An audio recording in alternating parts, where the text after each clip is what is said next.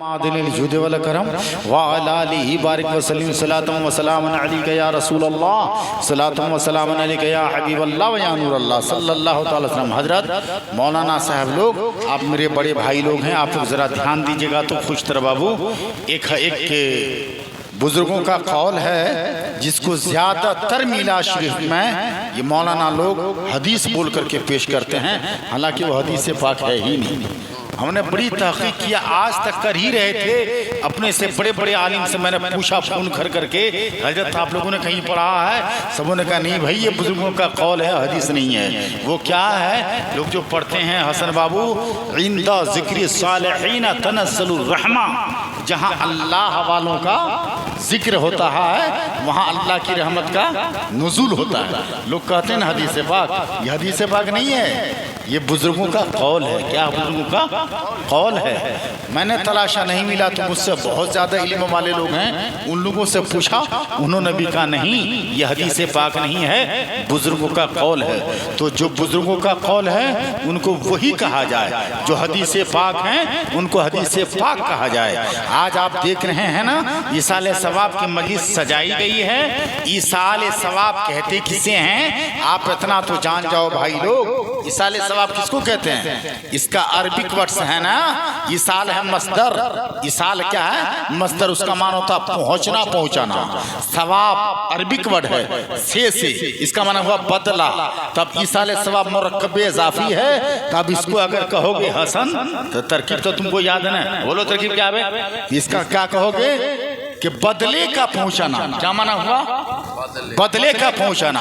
یہ تو لغوی معنی۔ اصطلاح کا کیا معنی ہے؟ یہاں تو پھنس جاؤ گے، یہاں تو وہی بتا گا جس کا مطلع ٹھوس ہوگا، ہے نا۔ اصطلاح میں ایصال ثواب کسے کہتے ہیں؟ علامہ نعیم الدین مراد آبادی لکھتے ہیں کہ اصطلاح میں ایصال ثواب کہتے ہیں کہ اپنی کمائی نیکیوں میں دوسروں کو حصے دار بنا لینا۔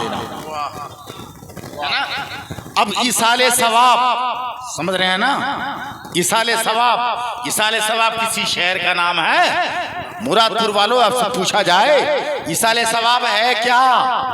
شہر کا نام ہے، گاؤں کا نام ہے، دیہات کا نام ہے، مسجد کا نام ہے، مدرسہ کا نام ہے؟ نہیں نا۔ ایصال ثواب کس کا نام ہے؟ ایصال ثواب نام ہے اپنی کمائی نیکیوں کو دوسرے کو پہنچانے کا۔ اور یہ کہاں ہے؟ یہ ہے کہاں؟ تو کسی کے مکان میں نہیں ہے، کسی کی دکان، کسی کے جیب میں نہیں ہے، یہ شریعت میں ہے۔ کہاں ہے؟ شریعت میں ہے۔ اور شریعت کہاں ہے؟ شریعت کہاں ہے؟ ابے شریعت طبیعت میں نہیں ہے، شریعت قرآن و حدیث میں ہے۔ شریعت کہاں ہے؟ قرآن و حدیث میں۔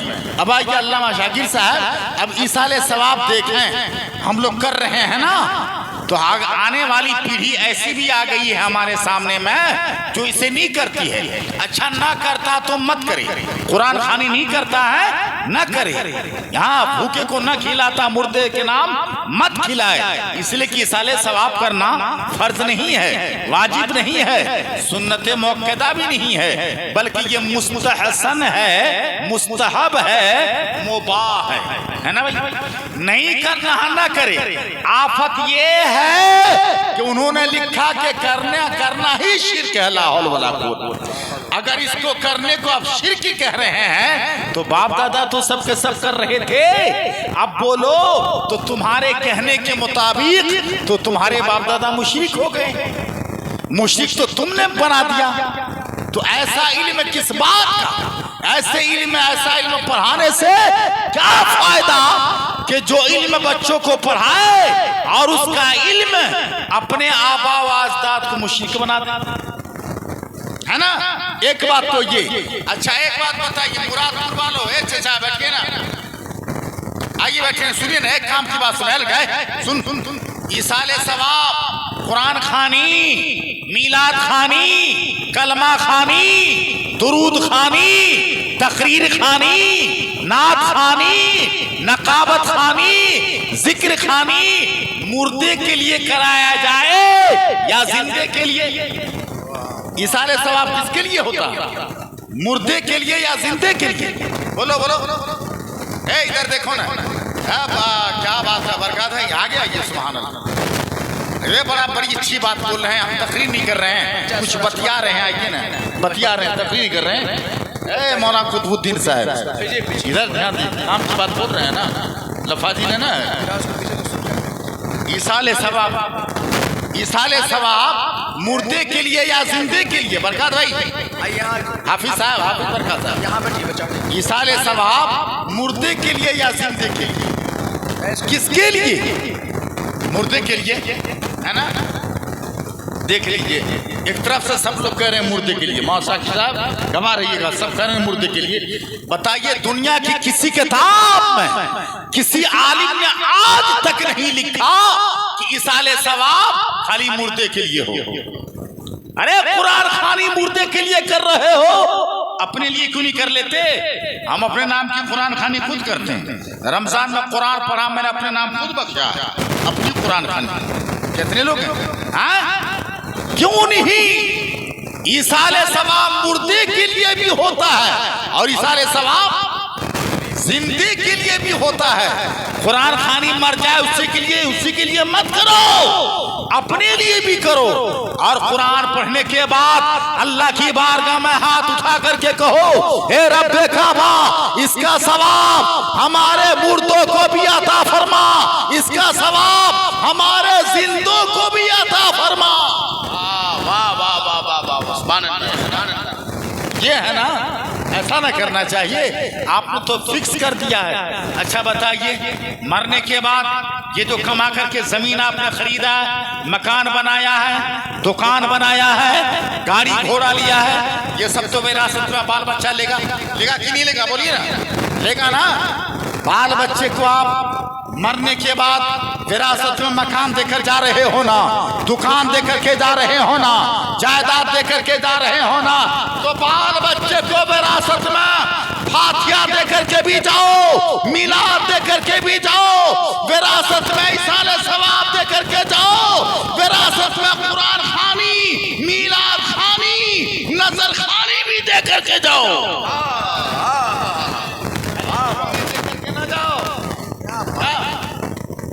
خالی گاڑی گھوڑا بال بچوں کو دے کے مت مرو، ارے اس کو میلاد خوانی دے کر کے مرو نا۔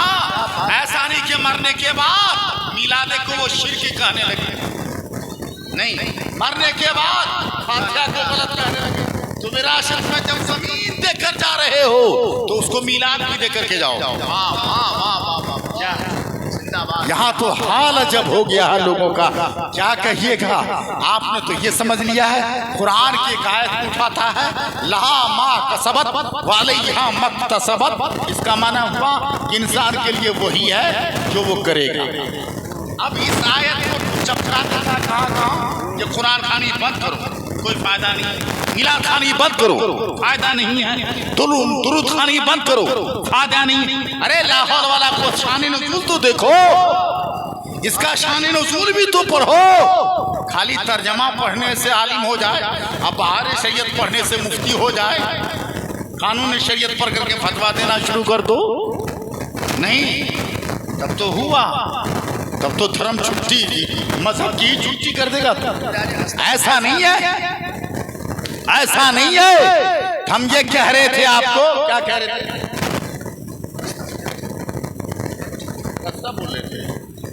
ہاں، شان نزول، پس منظر ہے نا، پس منظر، انگریزی میں کیا بولیں گے؟ سائیڈ ایفیکٹ، کیا بولیں گے؟ سائیڈ ایفیکٹ، انگریزی ٹھیک ہے، ارے ہماری کمزور، آپ کمزور نہیں نو ہے، ہم یہ نہیں بولیں گے۔ تو اس کا جو ہر آیت کا پس منظر ہوتا ہے، شان نزول ہوتا ہے۔ جب یہ قرآن کی آیت، اس کا شان نزول ہوگا کہ نہیں ہوگا؟ اس کو پڑھو نا، لہا ما کسبت وعلیہا مکتسبت، اس کا مفہوم علماء بیان کرتے ہیں کہ انسان جب مر جاتا ہے تو نبی نے خود فرمایا، ان قطع عملہ، منقطع ہو جاتے ہیں اس کے سارے اعمال۔ اب قبر میں وہ نماز قیامت تک نہیں پڑھے گا، قبر میں زکوٰۃ نہ دے گا، قبر میں وہ کوئی کار خیر نہ کرے گا۔ اس کا معنی یہ نہیں ہے کہ زندہ اگر کر کے بھیجے گا تو پہنچے گا بھی نہیں، یہ معنی نہیں۔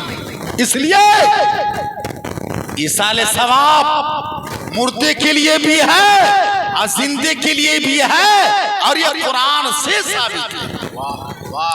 آئیے ہم آپ کو ایک بات اور بتا دیں، وہ یہ ہے کہ آج تیجا جو کر رہے ہیں، دسواں کر رہے ہیں، اس کے بارے میں حدیث پاک ایک کتاب ہے جس کا نام ہے ہدیۃ الحرمین، مطبوعہ مصر کا ہے، مطلب وہاں سے چھپی ہے یہ۔ اس کے 168ویں صفحہ پر لکھا ہے اذا مات ابراہیم، رسول پاک کے نور نظر لگتے دیگر سیدنا ابراہیم 82 دن زندہ رہ کے انتقال فرما گئے۔ رسول اللہ کے بیٹے آقا کائنات گھر پہ آئے اور آواز لگائی ما فی البیت، گھر میں ہے کیا؟ حضرت ابو ذر غفاری گئے، اندر سے لائے جو کی روٹی، چند چھہارے، ایک پیالہ دودھ، فوضا عند النبی صلی اللہ علیہ وسلم۔ ان تین چیزوں کو نبی کے سامنے میں رکھا، فقرأ النبی، نبی پاک نے پڑھنا شروع کیا۔ کیا پڑھا؟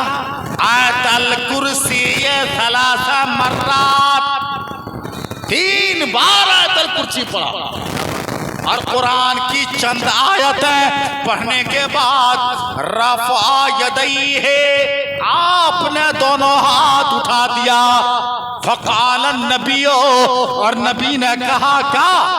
اے اللہ اس کا ثواب میرے بیٹے ابراہیم کی روح کو پہنچا دے۔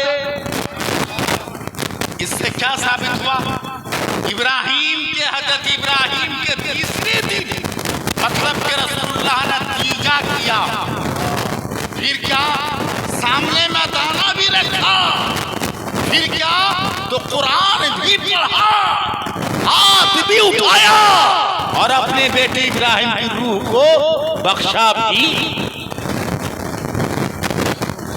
اب آپ ادھر سنیں نا، اب آپ کو کیسی دل باپو ایک بات سنو، اگر آپ شکشت ہو جاتے نا وہاں صاحب آپ لوگ زیادہ دھیان دیجئے گا، کسی چیز کے ہونے کی دلیل چاہیے، کسی چیز کے ہونے کی دلیل چاہیے کہ نہ ہونے کی۔ ایک بات بتائیے، کسی چیز کے انکار کی دلیل چاہیے یا دعویٰ کی؟ دعویٰ کی دلیل ہے نا جی۔ اب بتائیے ایصال ثواب جو قرآن خوانی ہو رہی، اجتماعی یا انفرادی، یا مسجد میں پیسے دیے یا میلاد کی شکل میں خرچ کیا، یہ جو خرچ کر رہے ہیں، کوئی کہے کہاں لکھا ہے؟ یہ کہنا غلط ہوگا، اتنا اپنا شکانا کیا ہوگا؟ سراسر غلط۔ کیوں؟ اصل الاشیاء اباحہ، اور ہدایہ میں لکھا ہے حقیقت الاشیاء اباحہ، یہ ہدایہ کی عبارت ہے، مطلب ساری چیزوں کی اصل یہ ہے وہ مباح، اور علت حرمت اس پر عارض ہے، علت حرمت اس پر عارض ہے، سب مباح ہے۔ اب اگر کوئی جائز کہہ رہا ہے تو اس کی تو دلیل ہے کہ اس کی اصل ہی مباح ہے، اب جو اس کو ناجائز کہے گا دلیل اس سے مانگی جائے گی۔ میلاد کرنے والا 40واں کے موقع پہ حافظ توقیر و توصیف ان کے بھائی لوگ میلاد کرا رہے ہیں تو کوئی یہ نہ کہے کہ کہاں لکھا ہے، اگر قرآن خوانی کرا رہے ہیں تو کوئی یہ نہ کہے کہ کہاں لکھا ہے، اگر یہ نیاز خوانی کرا رہے ہیں تو کوئی یہ نہ کہے کہ کہاں لکھا ہے، اگر یہ درود خوانی کرا رہے ہیں تو کوئی یہ نہ کہے کہ کہاں لکھا ہے۔ ہاں اگر کوئی انکار کرے کہ ہم نہیں کرائیں گے، کرانا جائز نہیں ہے تو اس سے پوچھا جائے گا کہ کہاں لکھا ہے. کہے میلاد کرانا جائز نہیں ہے تو اس سے دلیل مانگی جائے گی یہ کہاں لکھا ہے. کہے قرآن خوانی کرانا جائز نہیں ہے تو اس سے دلیل مانگی جائے گی یہ کہاں لکھا ہے. کہے کہ فاتحہ درود جائز نہیں ہے اس سے دلیل مانگی جائے گی کہ یہ کہاں لکھا ہے. کرانے والے سے دلیل نہیں مانگی جائے گی ہے نا. جائز کہنے والے سے دلیل نہیں مانگی جائے گی. جو ناجائز اس سے دلیل مانگی جائے گی. یہ نہ قاعدہ ہے. آپ الٹے ہم سے دلیل مانگتے ہیں. قرآن خانی کہاں لکھا تو ہم سے دلیل مانگ رہا ہے.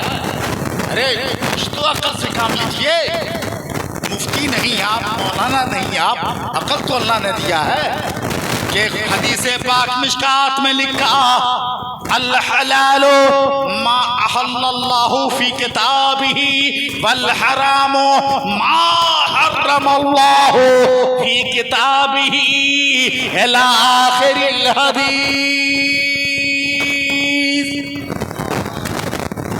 حلال وہی ہے جس کو قرآن نے حلال کہا اور حرام وہی ہے جس کو قرآن نے حرام کہا.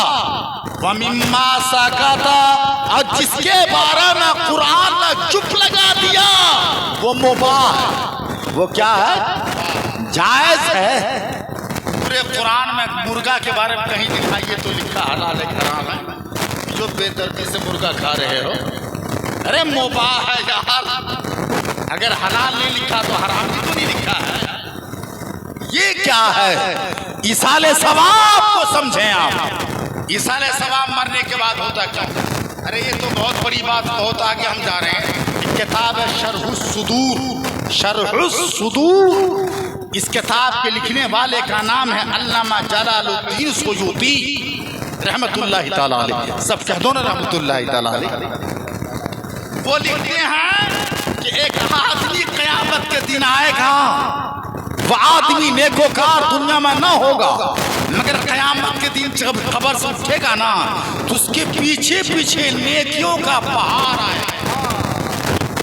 علامہ جلال الدین سیوطی آگے لکھتے ہیں وہ نیکیوں کا پہاڑ اپنے پیچھے دیکھ کر کے کہے گا اے اللہ میں نے تو دنیا میں نماز نہ پڑھی تھی, روزہ نہ رکھا تھا, زکوٰۃ نہ دی تھی, حج نہ کیے تھے, اعمال خیر اس قدر میں نے کیا نہ تھا تو اتنی بڑی نیکیوں کا پہاڑ آیا کہاں سے.